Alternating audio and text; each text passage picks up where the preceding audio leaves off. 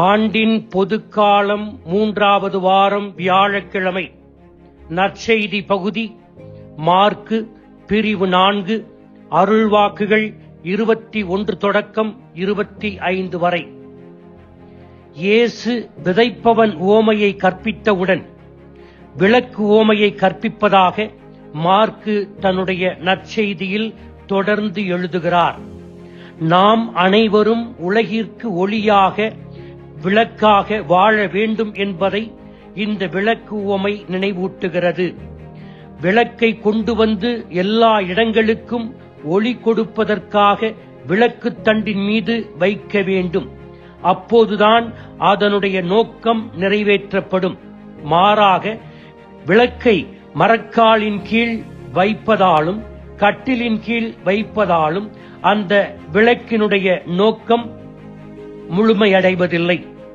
என்றாலும் மரக்காலின் கீழும் கட்டிலின் கீழும் வைப்பதால் ஒளியை எதுவாலும் மறைக்க முடியாது. அதனால்தான் இயேசு சொல்லுகிறார், வசனம் 22, வெளிப்படாது மறைந்திருப்பது ஒன்றுமில்லை, வெளியாகாமல் ஒளிந்திருப்பதும் ஒன்றுமில்லை என்று சொல்லுகிறார். நாம் ஒளியாகத்தான் இருக்கிறோம், ஆனால் நாம் அதனை உணர்ந்து செயல்படுவதில்லை. அதனால்தான் இயேசு வசனம் 23 கேட்க செவியுள்ளோர் கேட்கட்டும் என்று எச்சரிக்கை விடுக்கிறார். இறைவார்த்தையை உள்வாங்கி கிறிஸ்துவின் ஒளியில் நாம் சான்று வாழ்க்கை வாழ வேண்டும். கிறிஸ்துவின் ஒளியாகிய அன்பு, இரக்கம், மன்னிப்பு ஆகியவற்றை சான்று வாழ்க்கையாக வாழ வேண்டும். விளக்கு ஒளி உருவகம். இரவு நேரத்தில் தெளிவாக பார்க்கவும் இரவில் வேலைகள் செய்யவும் நமக்கு ஒளி உதவுகிறது. நாம் தடுமாறுவதையும் தடுக்கி விழுவதையும் ஒளியின் பிரசன்னம் தடுக்கிறது.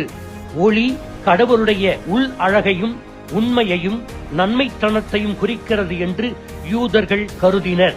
கடவுளின் ஒளி நம் வாழ்க்கை விளக்கை ஒளிரச் செய்கிறது.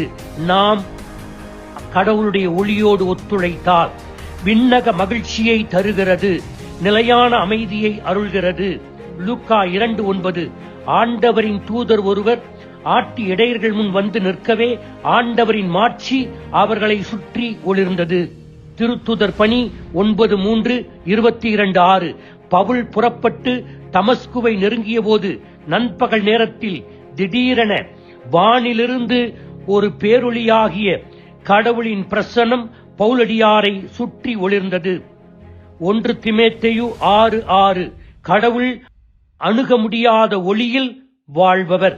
எனவே கடவுள் ஒளியாக இருக்கிறார் என்று விவிலியம் சான்று பகர்கிறது.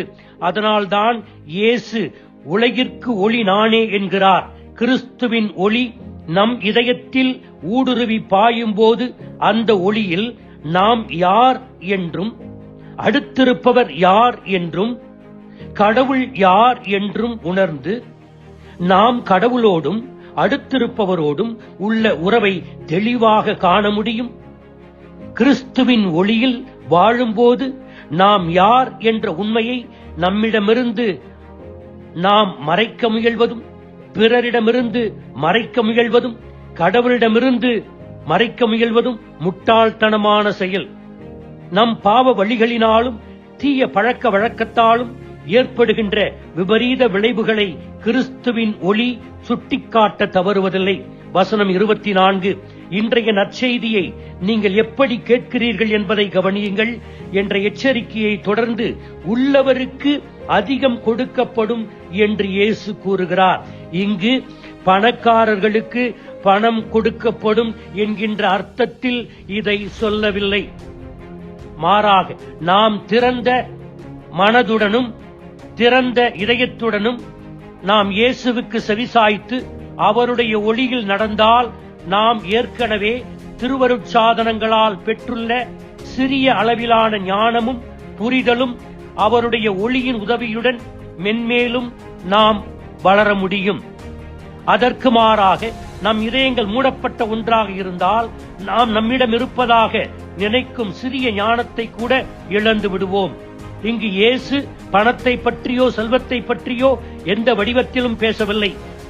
கடவுளுடனான நமது உறவின் அளவையும் ஆழத்தையும் பற்றி மட்டுமே விளக்கு உவமையில் பேசுகிறார்.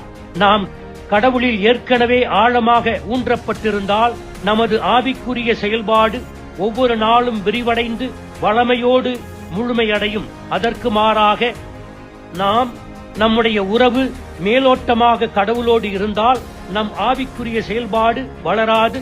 நாளடைவில் கடவுளுடனான நமது உறவு நீடிக்காமல் போகலாம். இன்றைய நற்செய்தி படிப்பிக்கும் படிப்பினை என்ன? 1. உலகில் ஒளியாக இருக்கும் நாம் முதலில் நம்மிடம் இருக்கின்ற இருளை அகற்ற வேண்டும். பிறகு நம்மை சுற்றியுள்ள இருளையும் போக்க வேண்டும். 2. இயேசுவின் உண்மையான ஒளியை நம்முடைய எடுத்துக்காட்டான வாழ்க்கையினால் பிரதிபலிக்க வேண்டும். இயேசுவின் கருத்துக்களையும் லட்சியங்களையும் வாழ்ந்து காட்டுவது நமது சாட்சிய வாழ்வின் கடமை என்பதை உணர்ந்து செயல்பட இறைவனிடத்திலே வரம் கேட்போம். ஆமேன்.